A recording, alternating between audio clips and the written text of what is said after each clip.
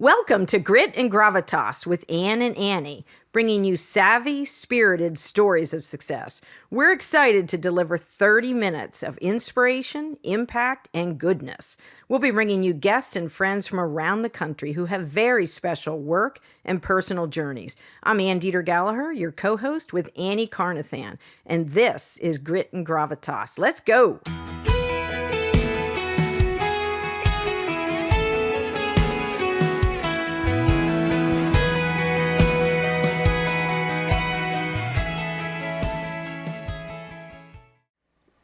Welcome to Grit and Gravitas. Allie Berube, we're super excited to have you in the studio. I should have that memorized, Annie, because it's a standard opening, but the people are anything but standard that we have in this podcast. Allie came in hot today. No, she did. Energy, she did. Her look. I know. She's got her cat suit on. She's rocking it.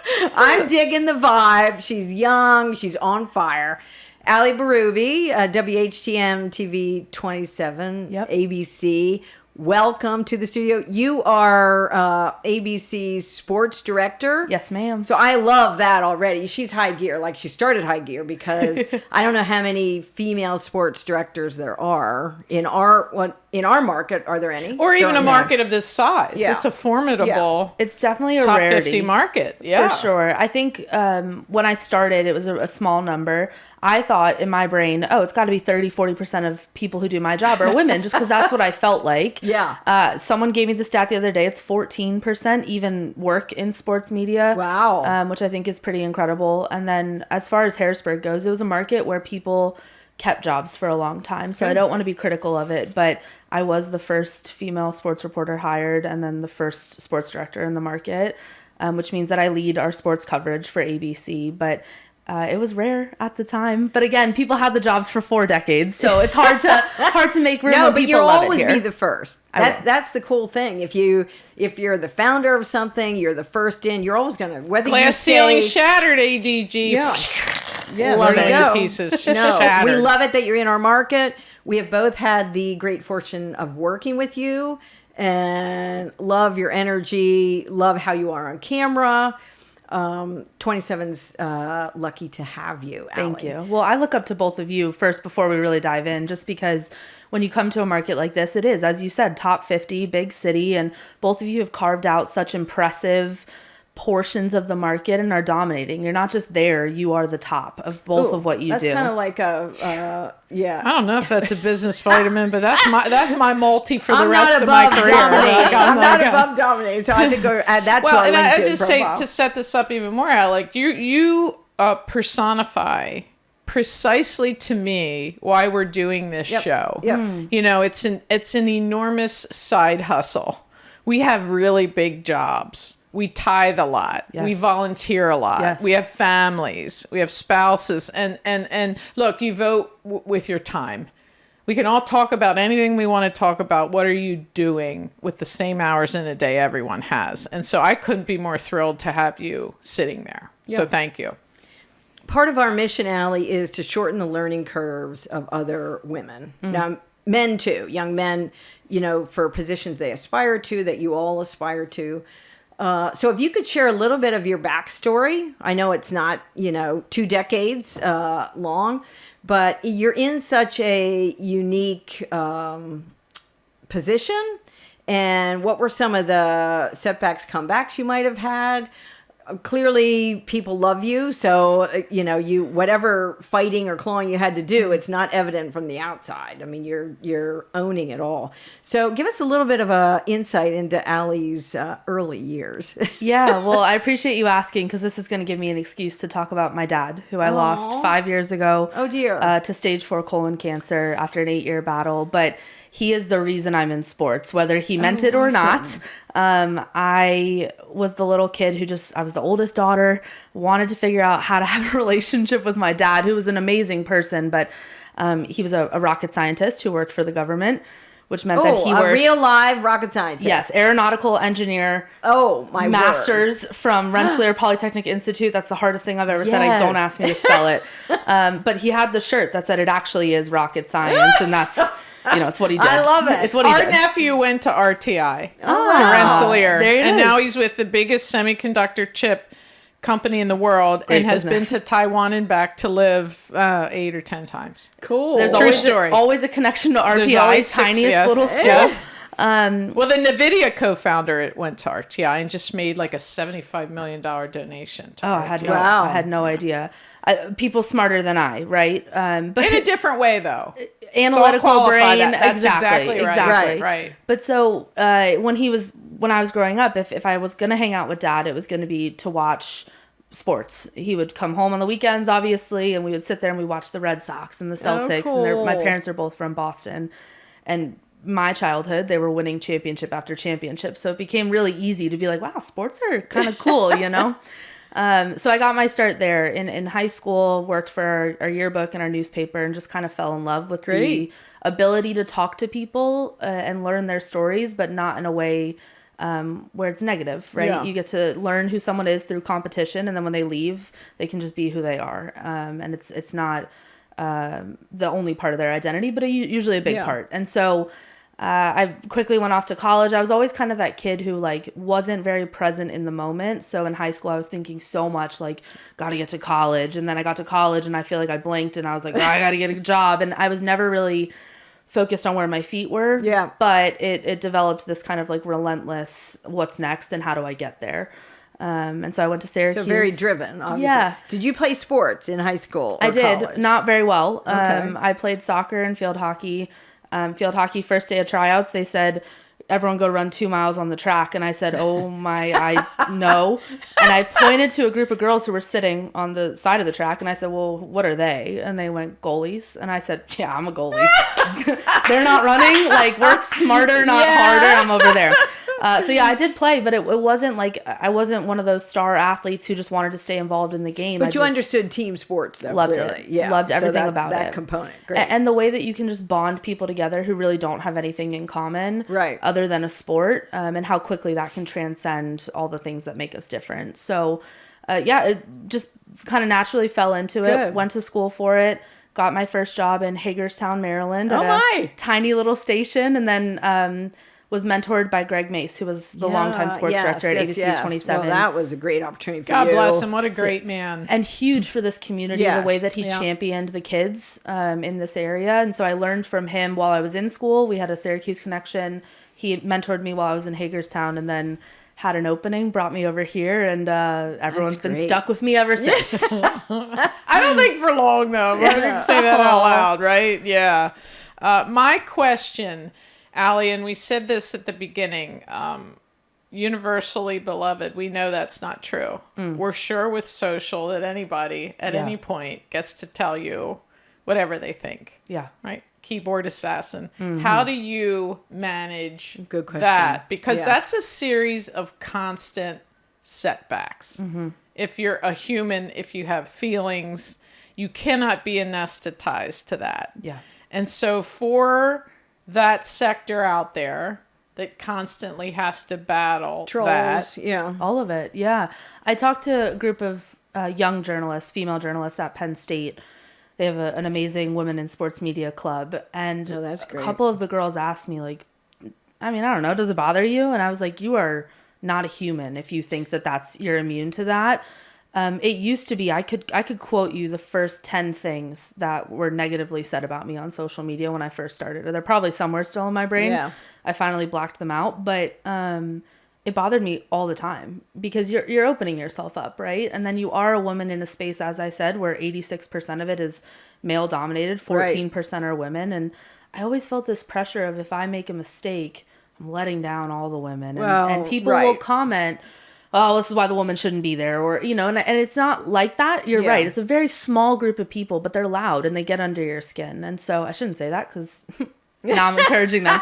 But I think 8 years into my career, I got a negative comment yesterday. Again, I could quote it to you right back, but I think it says so much more about that person than Exactly. who you are. And the more I've gotten to know myself and evolved into what makes me happy and what makes me feel like the best Allie I can be, the less those comments matter, you know, like, I mean, you guys both know, you see me All black is kind of the uniform, Yeah. and if it's not all black, it's got rhinestones on it, and sometimes lately it's been hot pink. But like, my look has evolved and changed over the time that I've worked in this market and specifically, and you're never going to be everyone's cup of tea.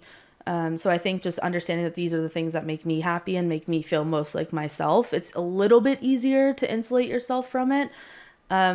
But I think the best feature that's ever been created is a block feature. And if someone really bothers me, yeah, you're going to get blocked because you're the only person who can protect your own peace. And so I think giving people less access to you, understanding that the people who actually matter in your life and love you and support you and will be there when you're not on TV and when your job has evolved or your role has changed, those people love you regardless of what someone says. They're your ride or dies, and it's those are the voices that constantly have to beat the drum in our head. And I think, Anne, that's a perfect parallel to things we talk about all the time as females. We're built differently. We're built, and not to say, oh, we're that and men aren't. Not remotely. I don't compare myself to anyone. But I think the point is women are more easily harmed. Their feelings are closer to the surface. They build consensus more. Agreed. And I think that the most failing proposition in a career in life is I want everyone to like me, to be a people pleaser. It's true. We talked about this a few weeks ago. And people pleasers to me are they're right in the middle. They don't take a stand either way. Nope. And so my point to you, especially in the public forum that you're in, it is part of it. But how do you normalize that when you're going to see that in black and white and you're going to see it in more volume because that's what you signed up for? Yep. And to be authentic and to still be you, that's to me succeeding. That's coming out of all that and they're not winning. Yeah. Especially for women. I was going to say, what did you tell the young women at Penn State? We don't want it, and hopefully it won't be a reason they decide not to pursue a career in broadcasting or traditional media, because we need you. We need more women, especially in the space you're in. We need more, not less or fewer. But even, if you're a CEO or you're leading a big initiative or campaign, we're all open to that kind of stuff. 100%. And it just... the resilience, I don't have nearly as much as I would like to have. When I read stupid comments, if you've ever spoken or presented, we used to get those surveys. Well, those were just between us and the person writing them, where the facilitator would hand them to us. But now they just go on social, which is a good reminder. I never, ever publicly out like a restaurant with a bad meal, a waitress, anybody certainly in the media or really any executive, because it's just, pick up the phone, have a conversation or meet them and say, hey, I've had a couple questions about, A or B, but it says more to your point about the person posting that your insecurity is shouting when you're belittling someone online. Yeah, I think a lot of things about this, and again, this could be hours that we discuss this, because I do think, to your point, it doesn't matter if you're in the public eye or you're in positions like you guys have where you've built some type of importance, and so people feel like they can comment on who you are and whether they know you or not. But it is relevant because you're someone you meet at the coffee store might not like who you are, and they might make a passing comment, or sometimes people don't even mean it. Like, oh, well, that's not exactly what I would wear. And you're like, I'm going to think about that for the rest of the year, but please don't. But I think about that kind of stuff. Anyone can be open to negative criticism, family members you don't like, friends who maybe are jealous of something or whatever. No, you're right. But I think to that point, and I go back to this, the more you know who you are, the less you care. I've reading a lot of things about business development and personal brand development, which is half of my job, is to develop a strong voice. And one of the guys I follow said, everyone thinks you're crazy till it works, and I think that's a really important point, especially for those of you've built businesses and you've had this entrepreneurial mindset. Yeah, the first person who says, like, I'm going to invent the internet. What do you think everyone looked at them like? Like, this random thing, and I'm going to get information off of it and tap. Like, everyone thought that person was crazy, and now it's right here. It's right in all of you. Like, you know, it's one of those things where if you believe in what you're doing and who you are, it's a lot easier to stomach everyone else who thinks that's crazy, you know? And so for me, again, I put myself in the public eye. To think that because I did that, I'm automatically going to be okay, I think was a little bit of my own ego and the ego death I guess I had to go through. Is I did not think it would bother me. What do I care what strangers think about? Yeah, you care. You care because they know exactly how to get, you know, they're pointed. They find the one thing that they know is going to bother you. Well, for women, probably really the hairstyle, the clothing choices, you know. But when do we ever make a comment about men? We don't. And it's Allie, it's all contextual. Yeah. And if I breeze through someone and somebody just gave me devastating news, oh, you were short with me.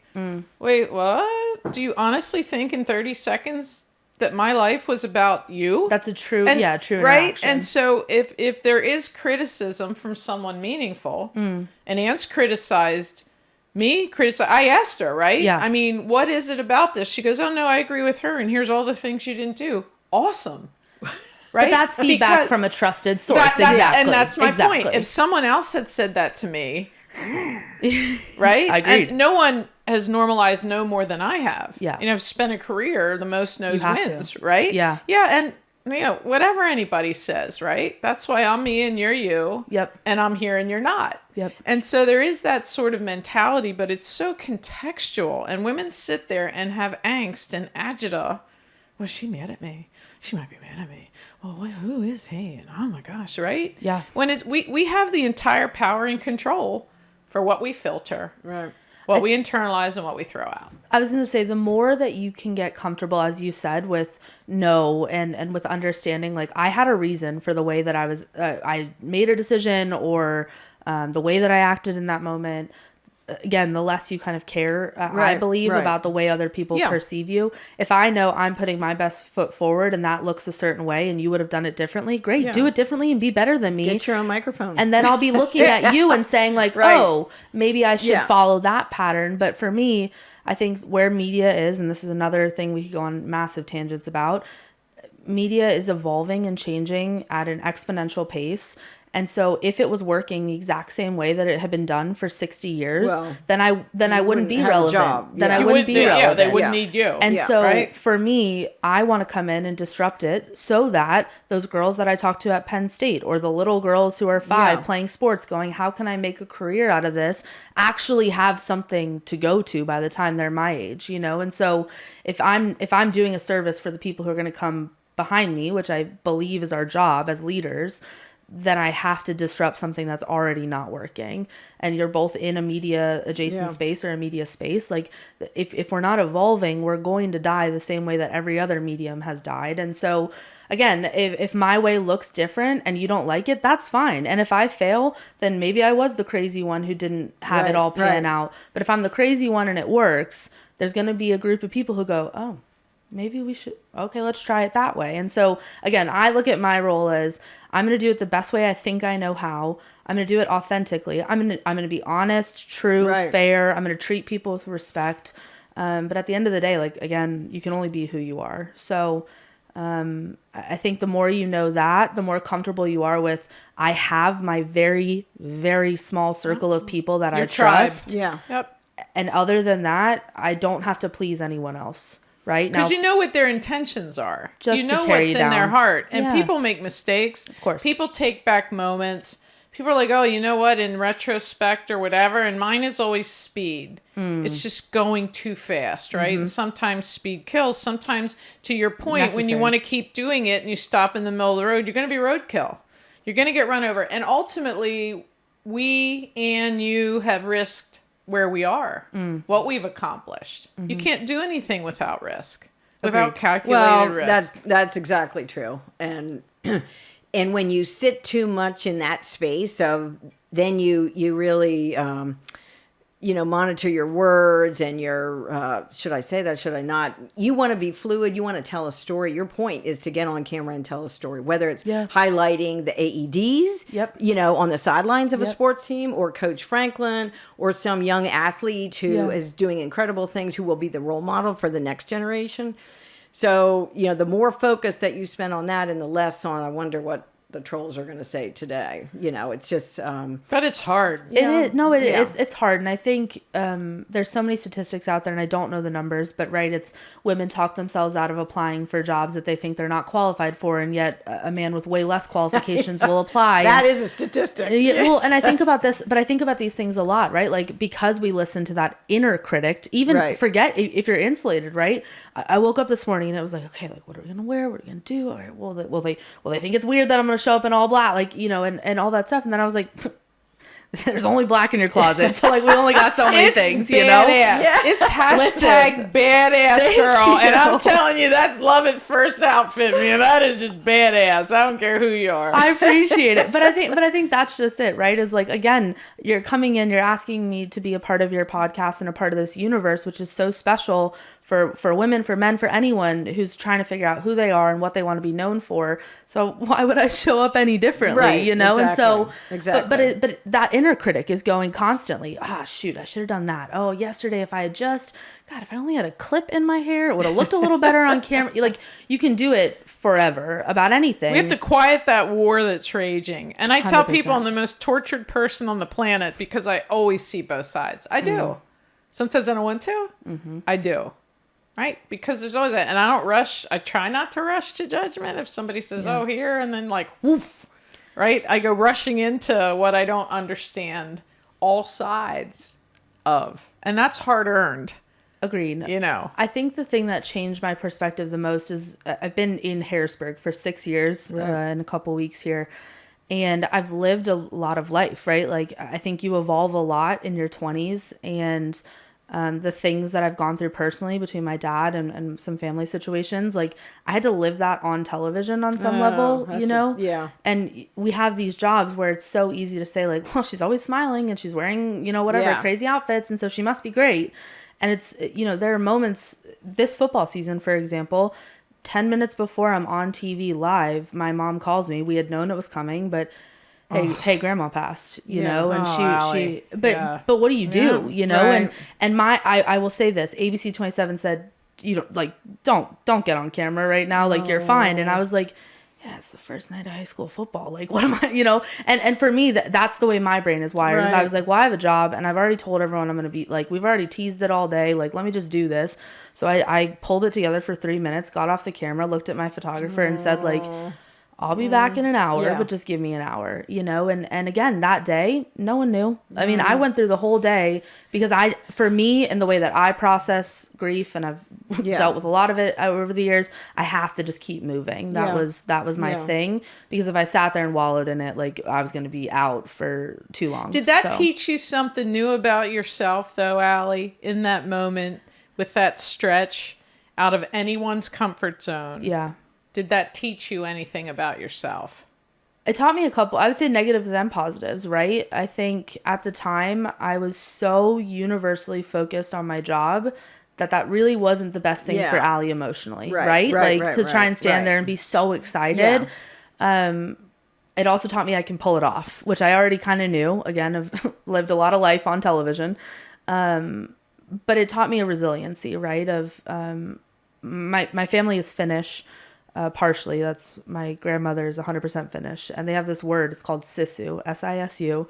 It does not translate directly to English, which I like, because that means you can kind of evolve the definition. But the idea is not momentary courage, but sustained courage in the face of adversity. So it's not a today I got through it. It's a how do you get through every day. I learned it from my grandmother, the 100% Finnish mumu. That's how you say grandmother in Finnish. But she lost her husband in her 40s suddenly. My mother lost her husband in her 40s. My word. And so this thing that has been so part of our family has defined a lot of things for me. And so in that moment, I sat there and thought, okay, this is one of those, right? You have a job, you have people counting on you, you have to just do it. So we did. And that's kind of the basis of how I look at who I am outside of the job, is that resiliency and the things that I've been subjected to young in life, which people have it way worse. I don't want this to become a sob story about me, but young trauma, and watching your father be sick and go through chemo for 8 years. And everyone has those moments, but it's how do you respond out of it? How does and what it do you shape you? And what do you build from it? Right. And so I think I use it as a part of my story to talk about it. Same group of Penn State students, I shared about my dad because he's, I wear him right on my sleeve. Aww.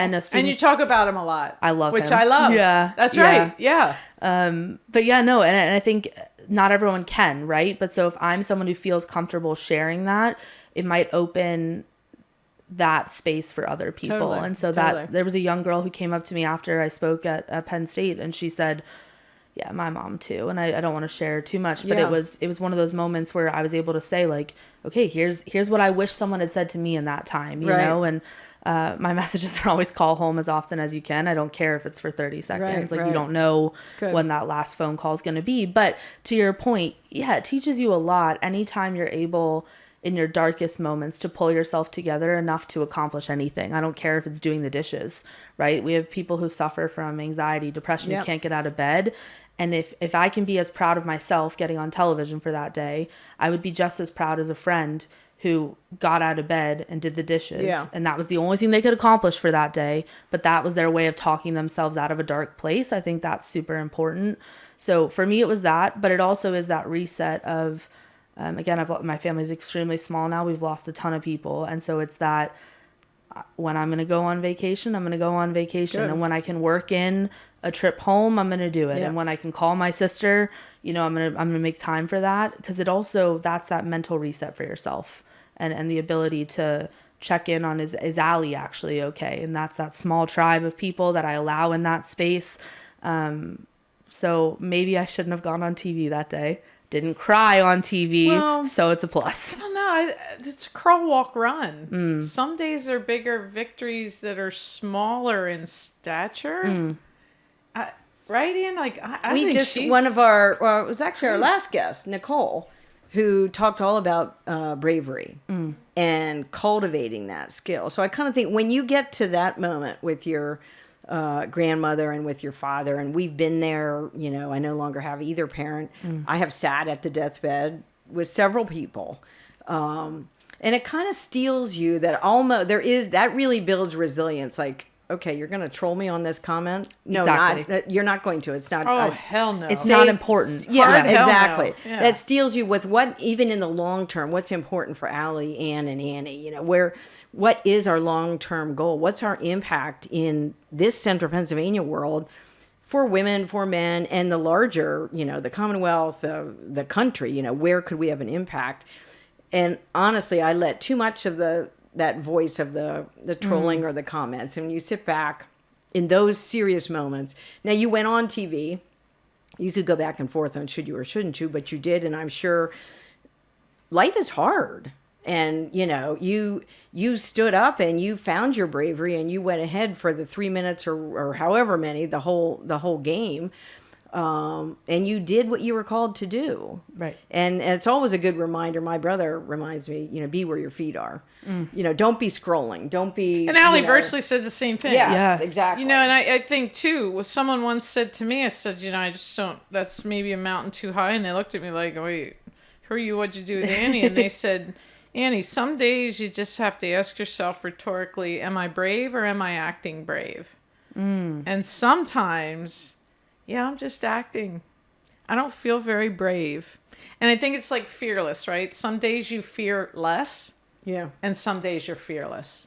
And I just give myself that grace now, whereas at one point I would not give myself any grace. Yeah, I'm in a phase of life where I want progress every day. And I'm not talking like little progress. I'm like, yeah, well, I put that email out there. So where is the phone call? Like patient, I'm allergic to it. I feel your pain. I am allergic to patience. Like if I sent you, and it's not because I think people owe me that. It's just like, that's where my brain is at, is I want to be making leaps and bounds. Yeah. And so when there's things and situations where you have to sit back and go like, well, I did everything I could do. So now we're just going to wait. I'm awful at it.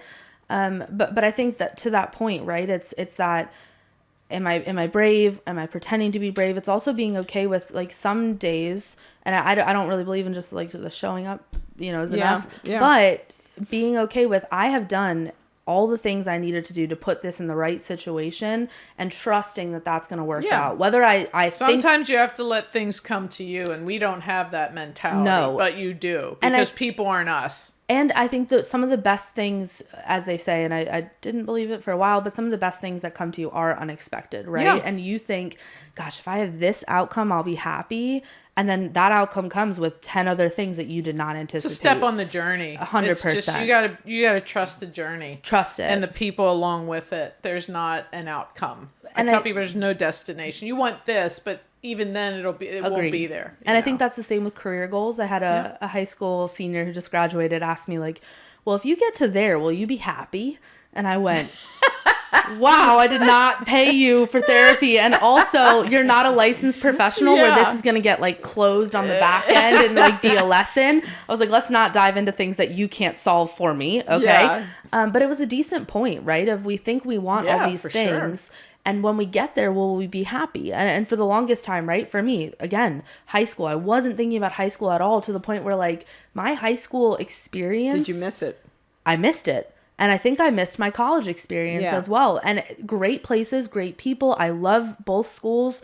But did I live it to its fullest potential? Absolutely not. Did I live the majority of my 20s to the fullest potential? No, because I was so focused on, okay, build the next thing, get the next one, and just kept going. And so now I'm in this phase where I think I've never been doing better work, which I think is awesome. I don't think I've ever had this big of I use personal life, but like focus on family, focus on personal health, wellness, what's going on in my brain. Personal development. Personal development. I've never been more unilaterally focused on the two things. I don't know if I've ever been in a happier phase of life, which I don't think happiness is everything, but content, confidence in who you are. All of those things I think are important. But there's not a ton of, okay, we know exactly where we're going, and we know like, I actually have no idea. I'm building things I really feel passionately about. This community has been incredible in terms of embracing, most of people have been embracing of who I am and allowing me to evolve and change into who I'm supposed to be. Couldn't be more grateful for Central Pennsylvania for that, because I think a lot of people don't have that support, and I really have had it universally from most people here. If you have, it's because you've given it. Yeah. I'm just going to tell you, that's not free. If you're getting it back, you put it out there first. I think that's a lot of things, right? Yes. Like if you're putting out positive energy, you get it back. If you're putting out confidence, you get confidence back. Right. If people know Annie's going to go to bat for me, they'll go to bat for you. Right. I mean, this is always a two-way street. Nothing is free. Nothing. There's no one way anything. But you do get what you give. That's it. And I think that's always been my mentality. I used to want to give everyone everything. I used to respond to every comment, positive or negative, because I felt like people reached out, so they were deserved a response. And now I think I'm so much more protective over my energy. I'm protective over, again, that tribe. But again, if I'm going to respond with positivity, I'm going to get way more positivity back. If I only respond to the negative, then I'm only going to get negative back, because you're like, it's a reinforcement. It's a mutual law of attraction. Yes. Things are very, very simple that we just find complex ways to sort of spackle over and rework. And it's the same freaking foundation, everybody, right? Like, Agreed. Let's just get to it. So just like that, Ian Gallaher. How about it? Couple things quickly to close up with business vitamins. I love. Are we done already? Yes. Yeah. See how we're fast? way over already, Yeah. and I love it. Yes! I'm usually the time hawk. You mentioned several times, and this is so good for our young listeners, that you're giving back. So you're either pouring yourself into young college students or maybe fans and viewers and listeners, and you're young. So when you're doing that now, when you talk about give back, get back, as you get older and your career really expands, it's just a great example. You've done that with the Salvation Army with us. I love that. And that's really how you invest in your community and how we're able to support you. I love that. And one other, Louis Pasteur said, chance favors the prepared mind.